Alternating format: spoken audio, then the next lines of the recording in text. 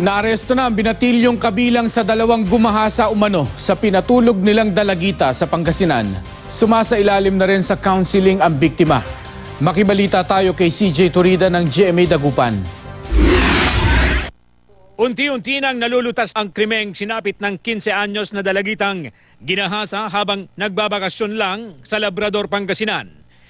Nahuli na ng pulisya ang isa sa mga umano'y gumahasa, ang 16 anyos na binatang tagabayan ng Sual. Kabilang daw ang menor de edad sa nagpalunok ng tableta sa biktima para mawalan siya ng malay at kalaunay ginahasa sa isang liblib na lugar nitong Martes ng gabi. Kinilala ng biktima ang suspect. Matindi yung hagulhol niya, talagang umiyak ng umiyak. So pinabayaan lang namin hanggang masabi niya at galit na galit. Sumasailalim na ngayon sa counseling ang biktima.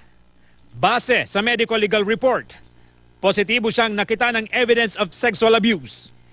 Ang nahuling menor de edad din ang itinuturong nanutok ng kutsilyo sa tagiliran ng biktima at unang nanggahasa. Sa isang bundok daw nangyari ang krimen. Itinanggi ng suspect ang paratang. Hindi po akong gumawa, ma'am. Na yung mga time na yun, nasa bahay na po ako noon. Nagpapahinga po. Ni anino niya po, hindi ko po nakita nung gabing yun. Hindi ko po siya kilala, wala po akong alam sa kanya. Ang importante dito, yung mga ebidensya namin at mga statement na nakuha namin, tumutugma doon sa sinasabi ng biktima. Hawak na ngayon ng PNP ang menor de edad habang patuloy ang pagtugis sa isa pang suspect.